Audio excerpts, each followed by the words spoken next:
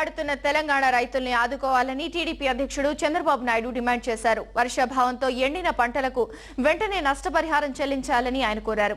రైతు పోరుబాటులో భాగంగా ఆయన ఖమ్మం జిల్లాలో పర్యటిస్తున్నారు. రైతులపై ప్రభుత్వానికి ఏ మాత్రం కనికరం లేదంటున్న చంద్రబాబుతో మా Khammam correspondent Naveen face to face. Telangana జిల్లాలో చంద్రబాబు చేపట్టిన రైతు పోరు పాదయాత్ర విజయవంతంగా కొనసాగుతుంది. చంద్రబాబు గారు ఖమ్మం జిల్లాలో ఏ ప్రాంతాలను పర్యటించారు, ఖమ్మం జిల్లాలో రైతులు ఏమంటున్నారు వారిని అడిగి తెలుసుకుందాం. సార్ చెప్పండి, మీరు రైతు సమస్యలపై క్షేత్రస్థాయిలో పర్యటన చేస్తున్నారు. ఖమ్మం జిల్లాలో మీరు పర్యటించారు అంటే దాదాపు తెలంగాణ జిల్లాలో మీరు అడుగుపెట్టినట్టు ఇక్కడ రైతుల సమస్యలు మీరు ఎలా చేస్తారు?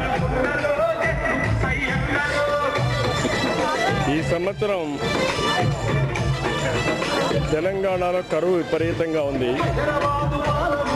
అందులో కూడా ఇక్కడ పత్తి, అదే మరి వేరుశనగ, ఆముదం, వరి ఎక్కువ పండిస్తారు. పత్తి ఖర్చులు బాగా పెరిగిపోయినాయి. 15,000 రూపాయలు పురుగు మందుకే అవుతున్నాయి.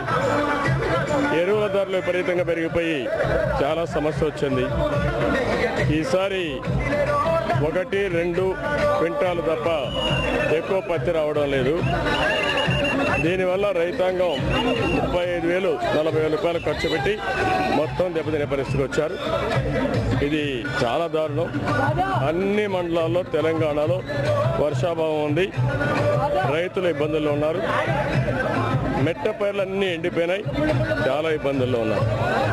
సార్ చెప్పండి, మన ఖమ్మం జిల్లాలో మీరు క్షేత్రస్థాయిలో పర్యటిస్తున్నప్పుడు మీకు దిద్దుపూడిలో రైతులు చాలా మీకు మొరబెట్టుకున్నారు.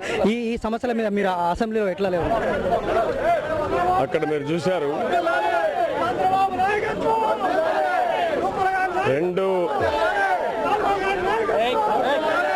ఒకే ఊర్లో 2,000 ఎకరాలు ఎండిపోయింది. రైతులు 3 లిఫ్ట్లు ఎత్తి బావిలో నుంచి వాగులోకి, వాగులో నుంచి మళ్ళీ పొలాల్లోకి 3 లిఫ్ట్లు పెట్టి నీళ్లు తీసి పంటలు పండిస్తున్నారు. ఈసారి వర్షాలు పడలేదు. మొత్తం ఎండిపోయే పరిస్థితి వచ్చింది. కనీసం ప్రభుత్వం అనేది ఒకటి ఉంది.